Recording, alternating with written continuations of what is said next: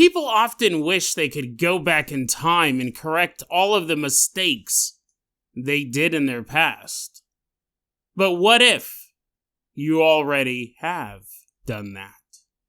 And then we take a look at a terrifying tale of what happens when a fetish becomes a mental illness. It's gruesome, it's dark, and it's an interactive adventure. Today on Dead Rabbit Radio.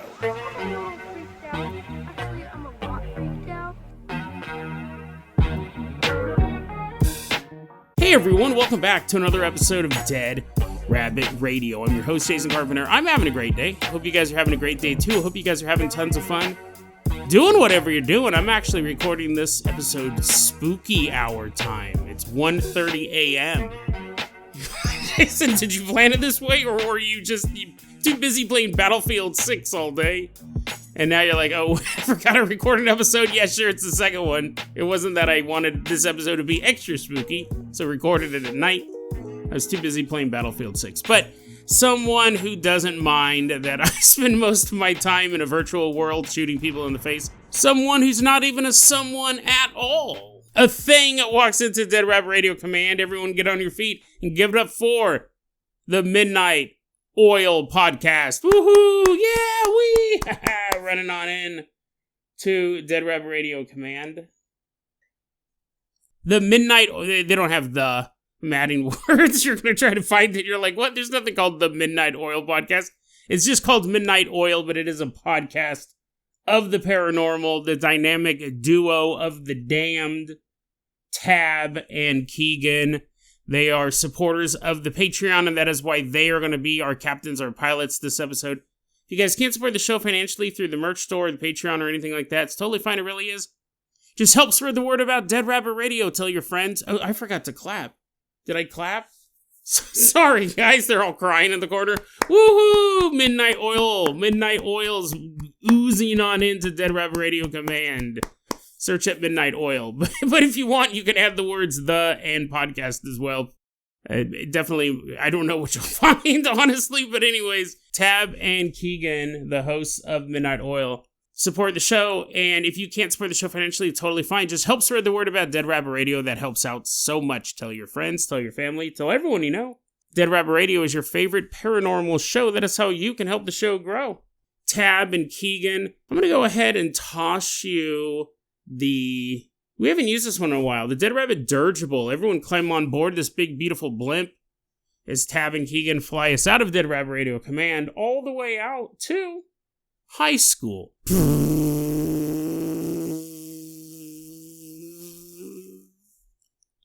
I'm like, what? Sound like an air being let out of a balloon. It's not safe. It's just the best ride we have right now, the Dead Rabbit Dirigible.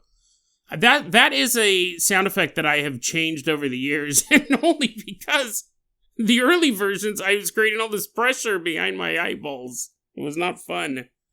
That did sound more authentic, though. We're flying all the way out. Tab and Keegan are taking us out in the Dead Rabbit Radio Dirigible. We're about to take a look at this story. We're going to meet a young girl. Let's call her Tabitha. We don't have a real name. She's a senior in high school, and it's kind of the beginning of the year, where everyone is kind of meeting each other, sometimes for the first time, right? School classes get mixed up. You know, there's other seniors. You sound tired. It's 1:30 in the morning. You're already having a hard time describing a classroom. Well, you know what I mean? Like, I changed schools every 2 years, so I had to go through this constantly, but generally, like, you can have classes in school, but never have classes with certain kids, just the way that the hours and the periods are all kind of mixed together. So Tabitha is meeting these people, probably seeing them around campus, but really interacting with these people for the first time. So what happened was she's sitting in her creative writing class and she's chatting with this girl, and they're kind of like, laughing and having a ball, just chatting. And I am tired of thinking about it. I don't know why it's so hard to describe a classroom or people having conversations, but they're chatting, right? And Tabitha knows this girl, doesn't know who she is, never been formally introduced, but they have gym class together as well. It's not a new student, it's just the way everything's organized. kids changing classes and stuff like that each year. Or maybe every trimester, I don't know. It's been a long time since I've been in high school. Tabitha is talking to this girl. They go to gym class together, and the girl says, "Oh, by the way, I'm Michelle." And Tabitha goes, "Oh, yeah, I'm Michelle. Nice to meet you. I'm Tabitha." And they're sitting there talking, and Michelle is sitting next to another girl. So, and let me rebuild.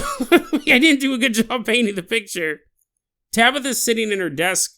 All the desks face forward. Michelle and this other girl, we'll call her Sally, are sitting behind Tabitha. So she's actually turned around in her chair to talk to Michelle. And Michelle goes, "Oh, yeah, no, we have gym class together, right?" Tabitha's like, "Yeah, totally." At that point, Michelle says, "Oh, by the way, this is my friend Sally." And Tabitha's sitting there, and she said, "The second Michelle introduced me to Sally," and again, I didn't know any of these girls. I've never met these two girls before, seen them around campus type of thing, sure, but never talked to them. She goes, "I'm sitting there in my chair. I'm turned around looking at them." Michelle says, "By the way, this is my friend Sally." Tabitha looks at Sally, and then, without a single word, slowly turns forward, facing the chalkboard now. She turned her back on these two girls that she just met. And she's sitting there in her chair, facing forward, like she realizes what she did was super rude. But she doesn't know why she did it.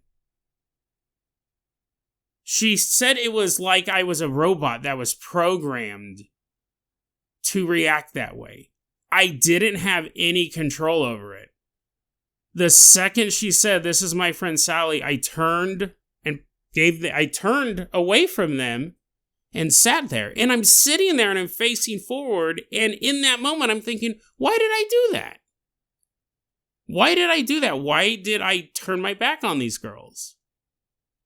And she's thinking, this is super rude. I don't know why I did that. I will apologize and start talking to the girls again. But she can't. She finds herself just staring straight ahead. She can't turn around. She can't even utter a word of apology or an excuse as to why she did that. She simply just sat there, facing away from them, and questioning why she did that. And why she cannot turn back to them. And why she cannot correct that rude gesture. She said, after that, both of them, they had this class together. They were sitting right behind her, and Tabitha also had PE with Michelle. She goes, "After this, both of those girls really iced me out. It's not like we were best friends to begin with, but they always kept their distance from me." And she goes, "I totally understand. Like, that was super rude what I did." And she can't figure it out. All these years later, she's 30 now, so the story took place 17, 18 years old. So don't make me do math at 130, but that would be, you added the 2 to 18, that makes it 20. It'd be 12 years ago.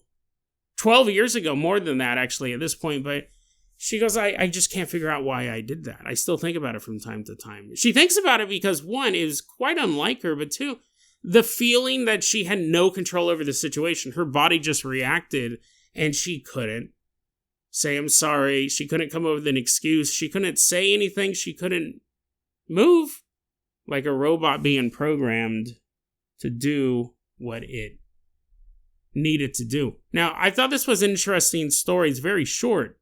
It's still a mystery to her as to why she did it. But when I read this, I thought, and this has been a theory of mine. I might have mentioned it before in the show. I'm not going to go into super detail about it, but what if this is the life, the only life we were meant to live? And what I mean by that is we all look back on things and we wish we could have done things differently. A friendship lost, an adventure not taken, a fork in the road where we choose one path, and we always wonder, would life have been different had we chosen another? I know for me, I often look back and go, I started this podcast in 2018, but I'd been thinking about starting a podcast as far back as 2005. I actually did have a podcast back in 2005, and that's back when everyone was starting, the tech was new, and I put out maybe 5 or 6 episodes. Talk about lost media. It's cringy. It's super cringy. It's very political. What a college student thinks he knows everything about politics and society. It's pretty cringy, but I do have it on my hard drive, and it's pretty bad. But anyways, I sit and think, what if I had started the podcast in 2013? I had a YouTube account, I think back in 2007 or something like that, and I never uploaded anything. And I go, what if I had started when it all began? What if instead of doing Dead Rabbit Radio for 7 years, I was doing it for 27 years at this point? Back when, Joe Rogan didn't even have a podcast when I started, or it was right around the same time. I think about stuff like that, right? Nothing was holding me back but myself. And then, every so often I'll think about a particular girl. What if I had done this differently? What if I had said something? What if I had walked away or hit on her, depending on the girl, right? Or both at the same time just to confuse them. Hey, honey, what's up? And then I turn my back on them. I'm sitting at a desk, but we're actually in the middle of the street. I bring my own school desk with me. I think about it from time to time. Usually it's professional stuff for me. Like, what if I had started doing the podcast 5 years earlier? It would have made a huge difference because there was just far less competition. But, I started it when I started it. And I wonder, I've thought about this before, that what if this life is all of the corrections? What if we have gone back? And before I did hit on that girl, and I dated her for 3 months, and I got her pregnant, and it totally changed the course of my life. In not a great way. Sure, having a kid would be cool, I guess, but, I wouldn't be able to play Battlefield 6 and record an episode at 1:30 in the morning. I'd have a 16-year-old being like, Dad, I'm trying to sleep. What if this is all of the corrections? What if there were multiple times where I took those paths and they led to disaster? Or not disaster, but sometimes just inconvenience or wasted time. A lot of relationships are wasted time. What if this life, the life I'm living, the life you're living, is everything being corrected? It could be way worse. But at some point, a future you said, you know what, I always wondered what would happen if I went down that path and I chose option A. My life sucks, I'm going to choose option B, and the life you're living right now was option B. The life I'm living right now was option B. What if our life is all of the changes enacted? We still have the feeling thinking if we could go back in time and change this, that, or the other thing, but in reality, we did this, that, or the other thing, and it didn't work out. And the life we're on right now is the correct path. It's actually tweaked by time travel. It's the perfect path. Any other option would have been, at the very least, pretty inconvenient. I don't like wasting my time. So I date a girl, and we're together for a couple months, and I don't knock her up or anything like that. It's just not edifying to either of us. So the timeline got tweaked, so I didn't date her. But I go, I wonder what would happen if I had ever, hooked up with so-and-so. But the timeline knows what would have happened. It just would have been mildly inconvenient or straight up disaster. And this is the correct timeline. I've thought about that too. People say if time travel is real, people would go back and kill Hitler. What if... Whoa. You're Jason. Be very careful about what you say next. When I'm going, the Midnight Oil podcast, they're like filling up the Dead Rabbit dirigible. They're taking off. They're like, we want no part of this. I'm not saying, no. So let me say, here's the thing. Like, I'm trying to think logically so he just can't simply be clipped out. Okay, you know what? Let's not do Hitler. Maybe that's the safe bet. Let's not do Hitler. Who's another tyrant? Let's do Stalin, right? Holodomor kills millions of his own people, all that nonsense. It was horrible. It was tragic. All the gulags, all the repression. You're like, wait, are you saying Stalin's worse than Hitler? I'm not saying that. I'm just trying to say a second statement that doesn't involve me going, Hitler was the okay, so let's go back to Hannibal, the great warlord who rode elephants over the Alps and laid siege to Rome. What if that is the correct timeline? There were versions of history where those things didn't happen, and the world was either worse off or just utterly destroyed. So you go, if I could time travel back in time, I would kill Hitler, so we wouldn't have World War II. We wouldn't have all of this stuff going on. But the timeline, this is the timeline that's been set for. This is just all thrown on our conspiracy tab here. I'm not saying, can't hold me accountable for any of this. But what if this is the correct timeline? Everything has been tweaked. 9/11. Like, damn it, Jason. You're taking yourself a hole. Is 9/11 great? No, I'm not saying it's good. But it could have been worse. It could have been worse. Right? I mean, technically, I can say that about anything. Even our next topic. Hey, it could be worse. But yeah, I wonder. Okay, let's go back to Tabitha's story. I wonder if she hung out with these girls and it led her down a horrible path. Terrible. Life-altering, life-destroying path. Which can sometimes happen when we make friends. They take us in dark places sometimes. And in a future, Tabitha was going, why did I wait? If I could go back in time, I know exactly when my life started to go off the rails. It's when I met Sally and Michelle. If I could go back in time, all I would do is, instead of engaging with them, a very innocent conversation in a high school classroom, I wish I could have just turned away. And I would have none of these problems that I have right now. And the timeline was corrected. She did turn away from them. And the reason why she felt like she had no control over her body was either because the future her was literally in control of the body at that point. It was like, nope. Or time itself, the fates, whatever you want to call it, forced her away from that path, forced her away from that friendship, forced her away from these two girls that seemed just like normal high school students, forced her away from that choice,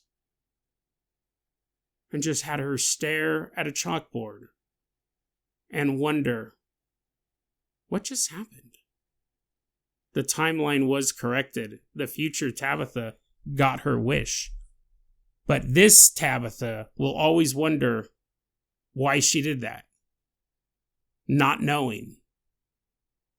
It was the best decision she ever made. Who knows, right? You know, right? You're like, yeah, Jason, it's a pretty good story.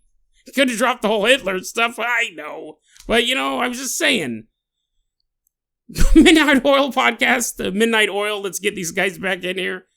We're going to toss you each a set of keys to the world-famous Carpenter copter. Everyone climb on board as Tab and Keegan fight over who actually gets to fly the copter and who sits there in the co-pilot seat. We're leaving behind this high school. Why don't you fly us all the way out to... Actually, before we do that, pick a number between 1 and 10. Okay, you got it? You can't change it. Pick a number between 1 and 10. I'm not gonna continue recording until I know everyone has picked the number. I'll sense it psychically. Okay, and if you didn't pick a number, I picked it for you. I got a number in mind for you. You're like, oh, picking a number real quick. Pick a number between 1 and 10. You too, Tab and Keegan. Why don't you fly us out of this high school all the way out to a morgue? We walk into this morgue and I go, hey guys, you remember your number, right? You're like, yeah. And you're thinking, is this going to be like 10 gruesome ways to die? Is this going to be like... That's really the only thing you can think of. What else would Jason make us pick a number 4? You mentioned a fetish in the intro, but then you kind of shake your head. You're like, nah, he wouldn't do that. We walk into the morgue, and first off, you're a little alarmed because there's not 10 bodies. You're like, uh-oh. So it's not gruesome ways to die. And I go, nope, it's not. Pick a number 2 and 1 and 10. That is going to be the level... That is going to be the level of how much of a sicko you are. We're going to take a look at the disgusting world of necrophilia. You're like, damn it. Does my number decide how necrophilic I actually am? It does. It does. Now, what's interesting was recently I came across this story. Actually, I typed up all these notes about a British dude. Let me pull that back up. I was going to do a whole segment on him. But David Fuller, let's talk about this guy real quick, and just real brief. 1987 in England, Kent, England, there was a string of murders that were known as the bedsit murders. In England, that's a slang term for a one-bedroom apartment. Someone was breaking into these homes and killing women and raping women. And the case went cold for about 30 years. 1987 to 2007, how many? 1987, yeah, 20 years, right? 87 to 97 is 10, and then 97, 20 years. In 2007, the cops over there go, hey, you know what? We got to solve this case, right? It's been 20 years. They start doing that thing where they start testing, because they had the offender's DNA, because the women were raped. We have the offender's DNA. Let's see if we can find any, like, connection to, like, family DNA databases and stuff like that. But, even with that, it takes them 13 more years. 2020 is when they find and arrest a man called David Fuller, who was 33 at the time of these attacks. When they arrest him, he's 66. Wait, that doesn't add up. That's 33. Wait, what's 33 plus 66 is 33. Oh, yeah, because the 20 years before they used the DNA thing. And then, well, anyways, the point is he's older. And in the meantime, he was an electrician at the Kent and Sussex Hospital, as well as he was an electrician at a nearby hospital called Tunbridge Wells Hospital. This is a pretty well-known case in England. But he was an electrician there. They have the DNA. They find out that it's him. They're doing this family DNA test. But what they do is, so obviously when they go to arrest him, they go to his house. During the course of the investigation, they discover on hard drives, multiple hard drives in his home, over 500 videos of him committing necrophilia at these two hospitals. He would sneak into the morgue and commit sexual acts on these dead bodies. The age range was from 9 to 100. Like, Jason, are you more shocked? You're like, and then... Yeah, I mean, listen, man, like, necrophilia is gross. I don't think I need to say that. I mean, I'm not one. I don't know what number you picked. You might be one, but it's gross. It's super disgusting. You're like, finally, I was waiting for Jason to say that. He hasn't taken a stand for or against necrophilia yet. No, it's horrible. But, no, Jason, there's no but. Do not make this a Hitler moment like you did earlier in the episode. Here's the thing. Yeah, it's gross. Okay, there's no way. I'm not even going to explain my butt, because there's no good way to do it. Think about Hannibal. Think about Hannibal crossing the Alps, and he happens to see a 100-year-old corpse laying in the snow. Okay, here's the thing. That's grosser. Okay, this might sound bad. I'm not saying any of it's good. But if you found... Okay, put it this way. I have nothing to do with this. You found out your buddy is a necrophiliac, and he gets arrested for having sex. Jason, just stop! Don't say what you're about to say. We know what you're going to say. He's a necrophiliac, and he's a 23-year-old man, and he has sex with the dead body of a 23-year-old woman. It's still gross. I'm not saying any of it's good. You'd still be really disturbed and put off But also, but now imagine he's having sex with 100-year-old. Jason, they're both equally disgusting. I think you just don't want to have sex with a 100-year-old living person. I don't know. I mean, I'd be afraid I would shatter their bones. I mean, who knows, right? You never know what life is going to throw at me. Maybe at some point I'll start dating like some 87-year-old hottie. And I'll have sex with her. I'll shatter all of her bones. And then I'll become her caretaker.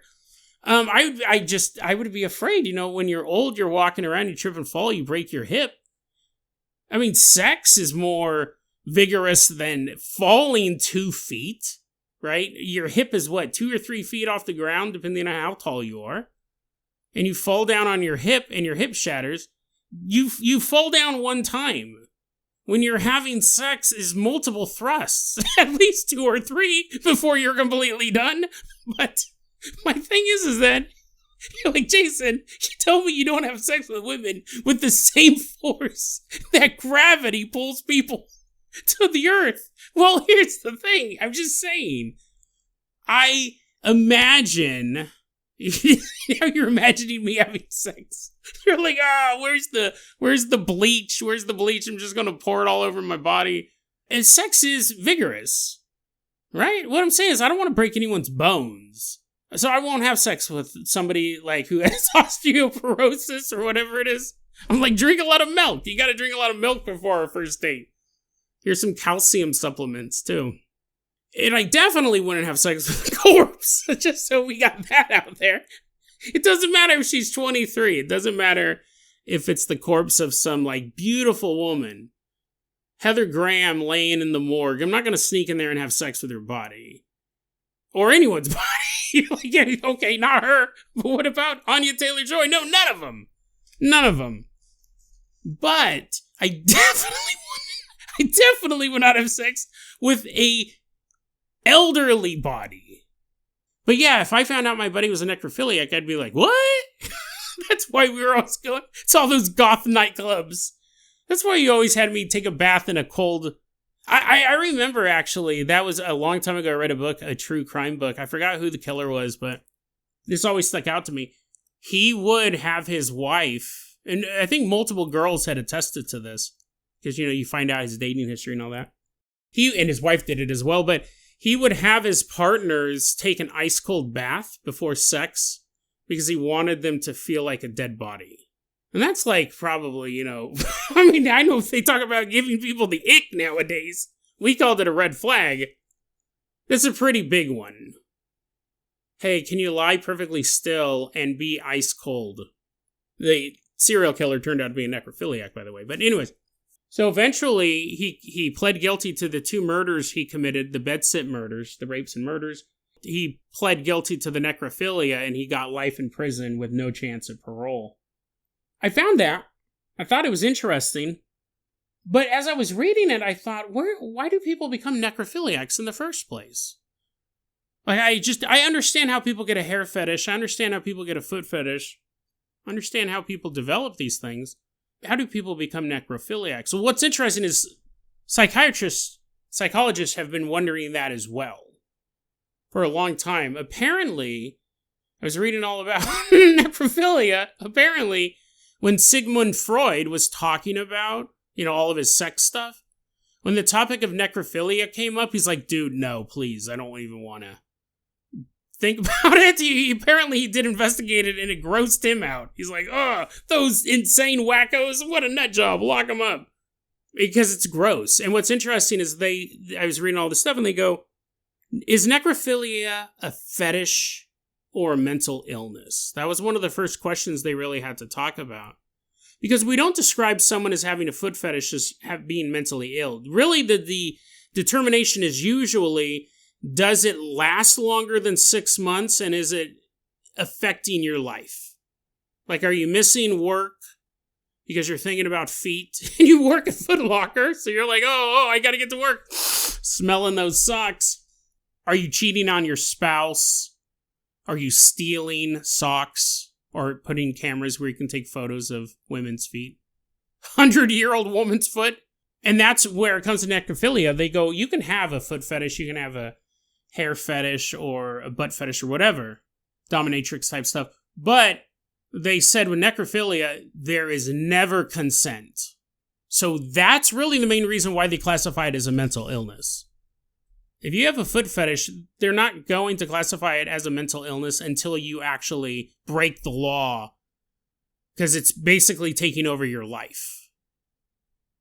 If you have a thing for Asian women, if you have a thing for blondes, if you have a thing for gilfs, if you're into grandmas, it's just a fetish.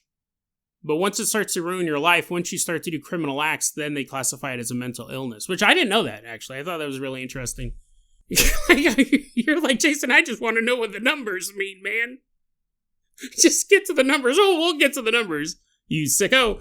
So necrophilia is one of those things that psychologists and psychiatrists, mental health professionals look at and they go, we actually don't know what causes it. They go, it's possible that you have people who, from a young age, want to be necrophiliacs. They are enchanted by the thought of having sex with a dead body. But how often do people have access to dead bodies? And so this is the part of the issue, right? You can have that fantasy, but if you don't have access to a dead body, nobody will know. You go, well, they would get a job where they would be around the dead. Funeral home worker, grave digger, hospital attendant, morgue operator, things like that. You're like, Jason, you've brought up multiple times you used to work at a crematory, and I realize you haven't brought that up this episode. Yeah, I had a summer job at a crematory on and off. We obviously never engaged in anything, and I'd never heard of it happening at all in the industry. I mean, to be fair, you don't have the bodies for long. Well, actually, to be even more fair, we weren't perverts. But you can't really be a necrophiliac with a pile of ash. Or when you're a decent human being. Again, like, Jason, so you're telling me if they weren't ash? No. Nobody would do that in their right mind. But I never heard of it happening. Actually, now that I think about it, I don't think I've ever heard of that happening in the crematory industry. I'll look that up. Because really, it's just a slog. You're constantly putting these bodies into these burners. And you want to get it done, and you want to get the ashes back to the family. You want to do it respectfully. When I say a slog, it's not like I'm like, oh, look at all these stiffs. I'm stacked up like dominoes, kicking them down. No, you have them in the freezer. You pull them out. You put them in the machine. Takes a while to burn a body. You got to check. You got to kind of move stuff around every once in a while as it's burning. And then give the family back the ashes. And you're just trying to process this in a very respectful, yet time-efficient way. But anyways, they say, this is what I'm getting at, the mental health professionals, they go, it's possible that a lot of necrophiliacs actually were not ever thinking about the idea of being attracted to the dead, ever, until they came in contact with them. And they think that's pretty common, actually. They think that you have people who lived their life with a total normal sex drive and then started working at a funeral home or a hospital or someplace like that, and they develop the fetish of necrophilia. Which to me almost sounds like a curse. It almost sounds demonic, like something's in those places to corrupt souls. Because this is one of those crimes that really makes you question humanity. It's so gross. But mental health professionals, they're not for sure. Some people will say, oh no, ever since I was a kid, I've always thought about having sex with dead bodies, so I got a job as a morgue attendant. But they do believe that some people get a job there and then decide to do it. I found this story when I was reading this paper on... Well, I didn't get to read the whole paper because there was a paywall, but I got to read a little bit of it. Medical journals, they're kind of stingy with their material. There was an article called Sexual Attraction to Corpses, a psychiatric review of necrophilia. And it had this detail in it. It said, quote, a 37-year-old single white man went out drinking with his 49-year-old girlfriend, which is interesting because single, he has a girlfriend. I think they just mean married. A 37-year-old single white man went out drinking with his 49-year-old girlfriend. He had been a heavy drinker since his teen years. On the way home, he shot her through the head, quote-unquote, by accident, according to him, at least. He said he had felt threatened by a passerby who stopped to bother him. While he was engaged in hiding the body of his girlfriend, he became sexually excited. He had anal intercourse with the corpse. Unquote. And the psychologists who, study this stuff, they basically go, would he have ever had, didn't ever say that he had any interest in having sex with bodies. It wasn't a fetish that he had gotten and that had developed over time. He came in contact with a dead body for the first time and became sexually aroused and had sex with the corpse. And they wonder if that same type of thing happens to again, most people who work around bodies are totally fine, normal people. This really is a minority. And they go, they never would have committed this crime. They never would have done this immoral act had they not been around a dead body in the first place. That's a big question. There's different types of child molesters, too. There are pedophiles. Their main attraction is to young kids. They have zero attraction to an adult, most likely have erectile dysfunction. It's usually guys. We're seeing a lot of women getting prosecuted and getting pretty big sentences. Some woman just got 51 years. She was a teacher who had sex with two 12-year-old boys. And she got 51 years. You're starting to see the sentencing equal what a man would get. But it's mostly men. And so it would basically mean you're just not attracted to anyone outside of a particular age group. Then there are the pedophiles who simply do it for the power. It's like a sadism type of thing. But then they have what they call opportunistic pedophiles, or opportunistic child molesters would be a better term for it. They are people who can engage in a normal relationship. No one would ever think anything about it. And they've never thought anything about it. They never expressed an attraction for kids. And then their wife opens a daycare in the home. Or their kids, they're not attracted to their kids. They're not a pedophile. They've never even thought about that. But his daughter starts bringing home her friends from high school or middle school. Opportunistic child molesters. This is a thing that, they're all gross, right? Not one's better than the other. It's not like a Royal Rumble who comes out on top. It's a thing that mental health professionals look at and they go, that guy probably would have never offended had these circumstances had not arisen. And unfortunately, he did do something. I think you can see that with thieves, right? There are people who would never think about stealing $10,000. But then one day, the opportunity arises and they think they can get away with it, and they do. They don't have a history of stealing. And then you just have thieves. How many necrophiliacs are opportunistic? They would have never done it had they not been in that position. So we're going to look at your numbers. I found this tier list. They've classified... This is going to go quick. By the way, right? Normally I do a big long story for each one. I got 10 of them. And I know you're interested in seeing where you get. Whichever number you picked, you're that level of a necrophile. Thanks for listening to the show. The Midnight Oil Podcast. Check it out. They both picked 10. Here's the thing. I'll tell you right now. If you picked a high number, it's not going to be good. None of them are good, by the way. If you pick the number 99, you have to have sex with a 99-year-old woman's body. No. One, I'm not going to say one is the best, but if you picked low, I think you'll have a good laugh as the numbers. Like, Jason, no one's laughing. No one's laughing but you. Okay, well, anyways. Class 1, these are the classifications of necrophiles. Class 1 is a role player. That's someone who likes to pretend that their partner is dead while they're having sex with them. That's one thing they've realized is not all necrophiliacs are men, but it's mostly a male thing.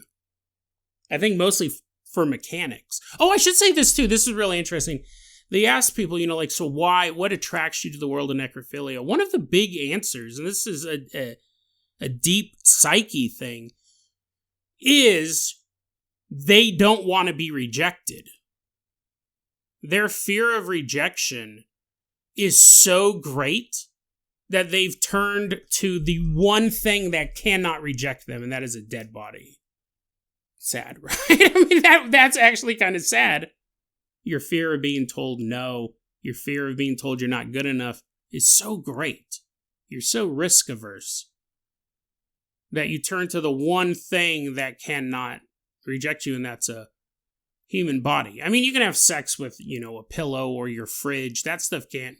Well, the fridge might electrocute you, but that stuff can't reject you either. But as far as like humans go, that's one of the big reasons why people choose to be a necrophiliac. It's not just that they're turned on by the dead. There's like an emotional reason. They are turned on by the dead, but there's also an emotional reason to it. Anyways, roll 1. You're totally normal, right? That might be the only time I use that in this 10-step system, but you have a normal life, a normal sex life, except, every so often you want your girl to pretend that she's dead. Maybe make her take an ice cold bath. Or maybe don't do it at all, right? You're all writing down notes. You're like, oh, I've been waiting for this episode. How is Jason on this long without talking about necrophiliacs? If you pick number 2, you're what's known as a romantic necrophiliac. This, again, is a real sad one. Someone you loved so much has died, and you can't... Jason, I thought they were just going to be gross. These are sad. You're telling us sad stuff. Make fun of elderly people again. This is where someone you love so much dies that you can't stand to live in a world without them.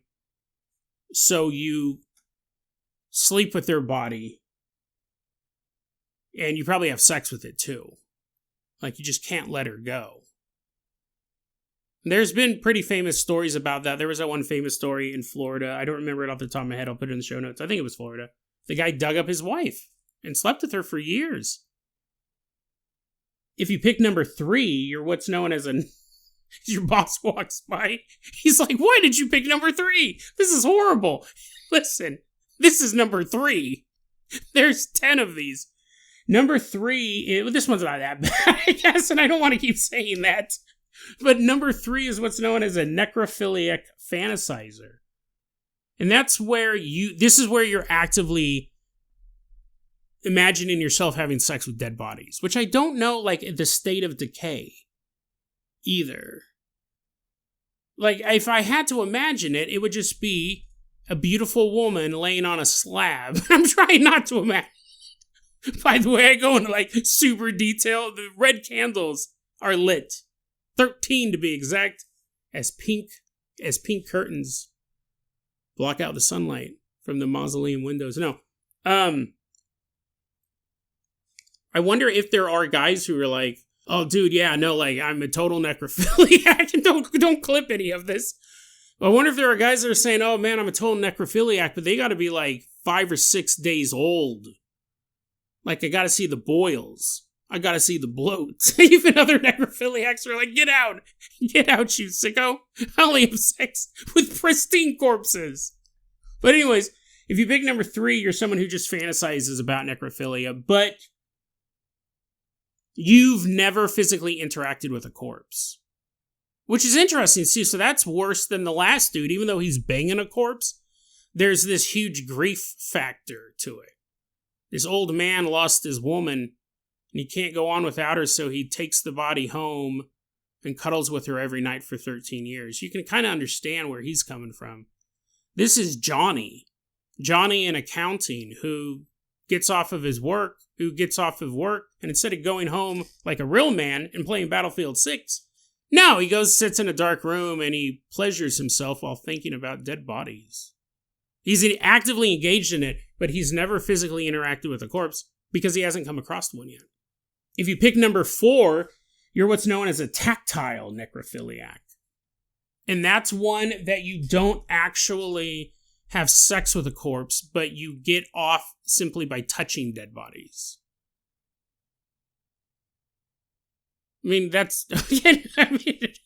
like Jason, quit saying that's not bad. I mean, it's bad on a sliding scale. They're all awful, but on a sliding scale... It's bad. You're like, okay, Jason, just move on. But it could be worse, is what I'm saying. This is the guy who just sits there and touches their skin and moves their body parts around and stuff like that, but doesn't have sex with it. Why he doesn't actually engage? Is it because he's afraid of taking that step? Or is it he's just not even turned on by that? He's just turned on by the feel of dead flesh. Who knows? It's probably situational. It's probably up to each individual dude who gets caught doing this to go, well, no, I would never have sex with a dead woman. That's gross. I just wanted to caress her dead face, and that gave me sexual pleasure. If you pick number 5, you're a fetishistic necrophiliac. This is the mid-level. By the way, we got 10 of these. And this is someone who also does not have sex with the body. And you go, whew, dodged a bullet. You pick number 5. It was the safe bet, you figured. But a fetishistic necrophiliac doesn't have sex with the body. Some might argue that it's equally gross, if not grosser. What he'll do is remove objects or body parts from the corpse. And that gives him sexual pleasure. So you're not having sex with a corpse, but you cut her hand off and take it home with you. And the act of cutting the hand off gives you sexual pleasure. Taking it home, you have it on the stick shift of your car. Like, Jason, this just a severed hand sitting there. You take the hand home, it gives you sexual pleasure, and then you pleasure yourself with the hand itself, this dead hand. That's pretty disgusting. And the hand is the least disgusting part. Right? Imagine if you took an eyeball home, or like a tongue, a dead tongue. Like, Jason, stop. I didn't think it could be any more disturbing. Now imagine the guy walking around, Johnny from accounting, is walking around with a dead woman's tongue in his pocket. He's like, hey, do you need gum? You need gum? Here, let me... He reaches into his pocket, you hear a squelching noise. I'm like, hey, what's in your pocket, bud? Ah, no, it's just gum. It's that Gushers gum. It shoots out liquid everywhere. And he pulls out, it's not Gushers, he pulls out a bag of juicy fruit. And he hands you, it's not wrapped either. He's like, oh, I don't buy that pre-wrapped gum. That's too fancy. I wrapped my own gum, but I didn't wrap this. Here, eat some juicy fruit. Gross. That's disgusting. The old man who can't get over his dead wife, you feel sympathy for that. Imagine a guy who's carrying around a woman's eyeballs. You're like, man, your Halloween costumes are off the hook. Those eyeballs look super authentic. They kind of remind me of my dead aunt's eyeballs. Whoa, they're like, burn, burn, burn. They're like bouncy eyeballs.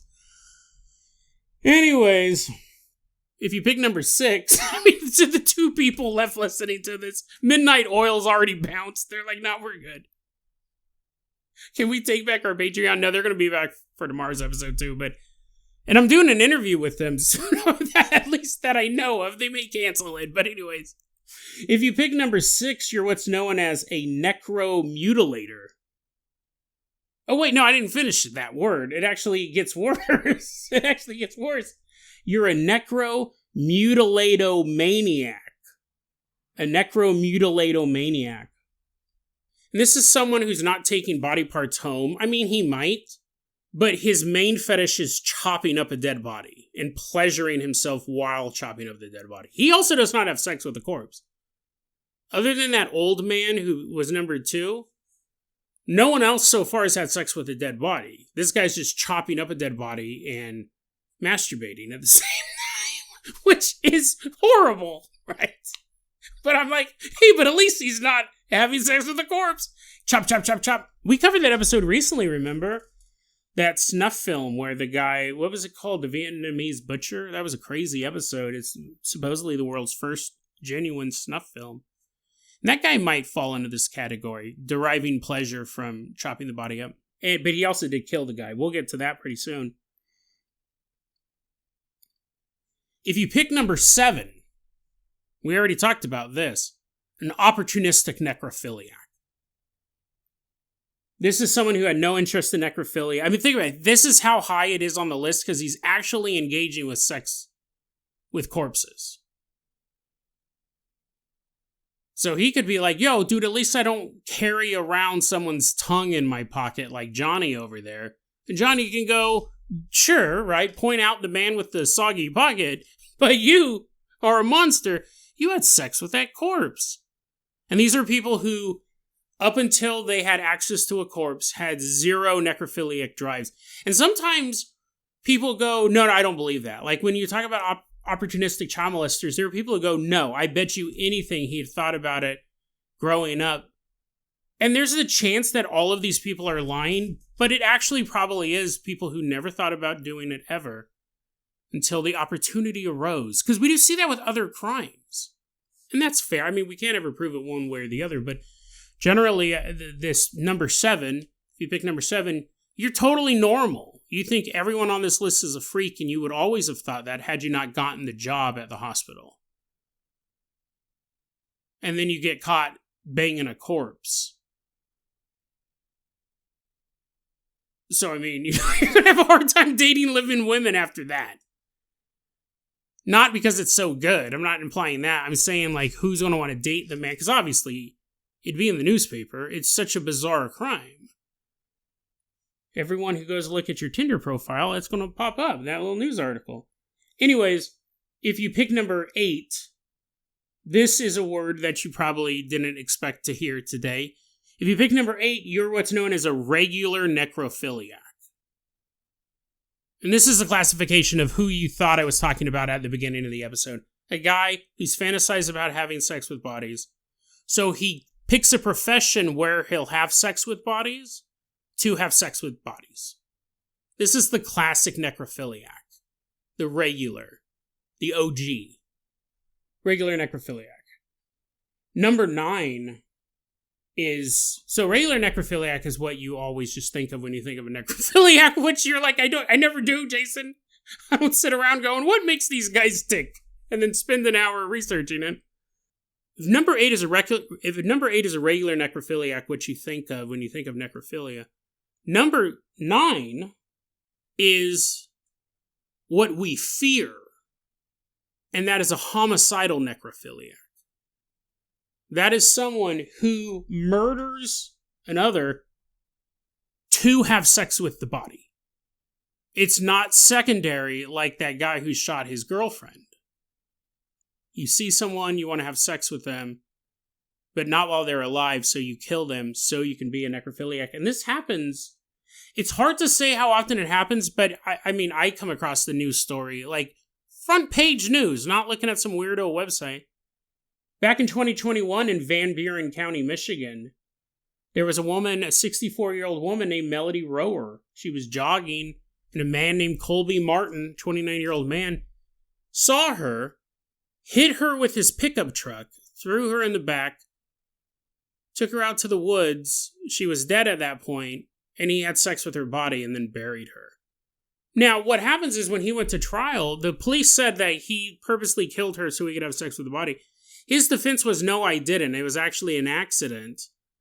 And then I freaked out and I disposed of the body so I wouldn't get caught, which is, people do that. They panic. But the police go, well, yeah, but you did have sex with her. We found your DNA in her body. He didn't really have an answer for that. There's panic, and then there's like, what? And they could tell, just during the search for all this evidence, after he had killed her and after he'd had sex with the body, he could deny that all he wanted, but his DNA was on her, his sexual DNA. He then went home and watched necrophilia porn. So they could say she went missing at this time, and then he logs on his computer and starts watching necrophilia porn, which he had consumed in the past as well, apparently. So this was a guy who wanted to have sex with a dead body so bad he killed someone to do it. This is who we fear. But we don't fear them as much. I guess it's probably, at this point, you're like, well, these, whatever, man. They're all horrifying. I've just kind of given up. At number 10, if you pick number 10, you're what's known as an exclusive necrophiliac. Now, even number 9, even though he's willing to murder to be able to have sex with a dead body, he can still have a normal sex life, a normal dating life with living people.